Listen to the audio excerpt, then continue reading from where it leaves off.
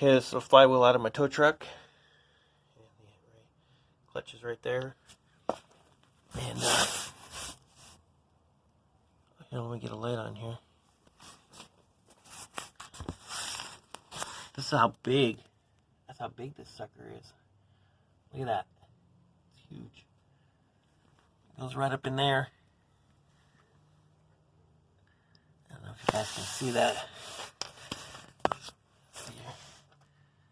Yeah, right up there. Goes up in there. Pretty darn cool. It's big though.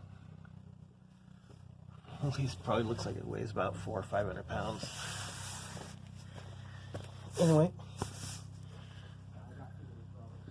that about wraps it up for this video.